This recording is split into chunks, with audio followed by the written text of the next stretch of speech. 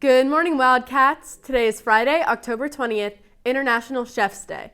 I'm Addie Carroll, and welcome to WCTZ News.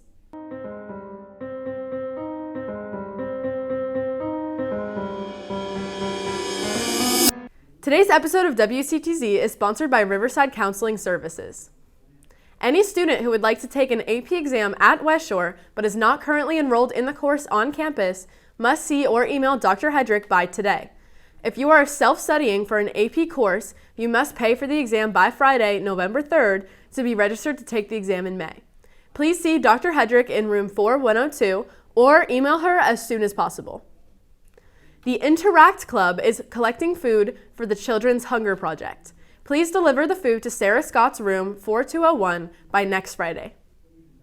Our theater program will be performing Disney's The Little Mermaid on October 27th at 7 p.m. and October 28th at both 1 and 7 p.m. You may buy a ticket using the QR code on screen. Please be sure to come out to support our actors.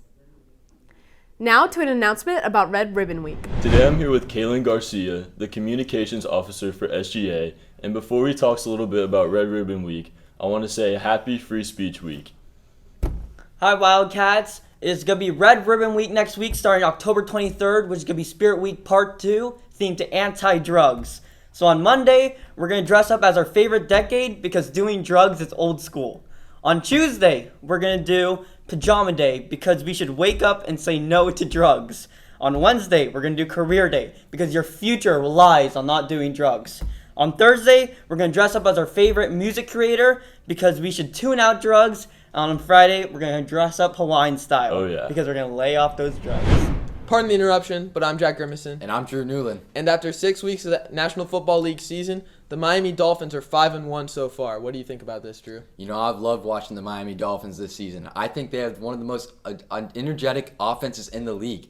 Tua and Tyreek Hill having a great connection this season so far.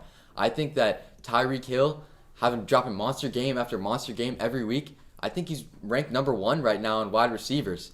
He's looking great. Tua looking way better than he did last season. I'm really excited about this offense this season. Well, I think the key word for Tua this year is going to be injuries. We all saw what happened last year, the end of their season, when they lost Tua due to injury, and they couldn't make the playoffs because of that. And I think it's going to be especially worrisome if he gets a concussion because, personally, I think he might be out of the league for good after that. You know, I think the postseason is definitely riding on Tua.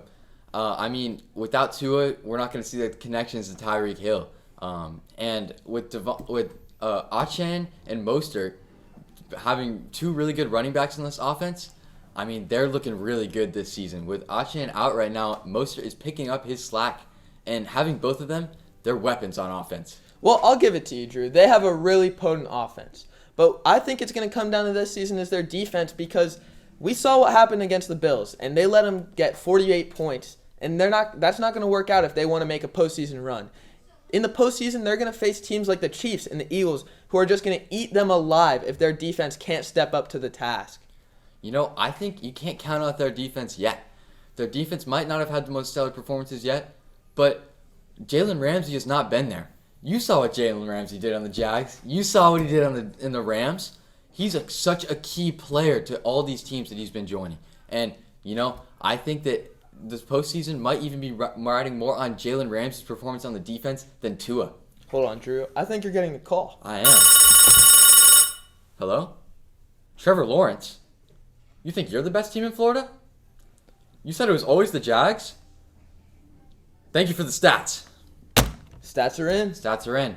First off, we have Kira Lee on our volleyball team picking up 57 assists and 58 digs.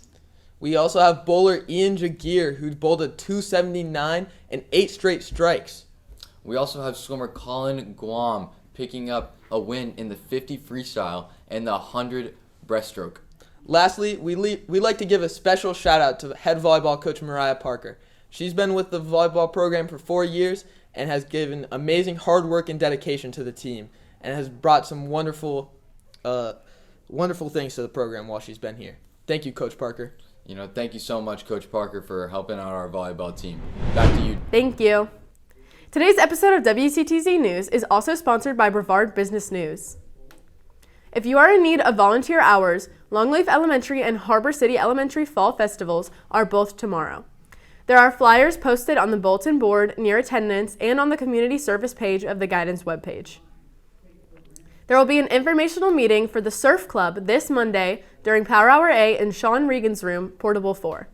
The club is open to middle and high school students. Now for the alma mater.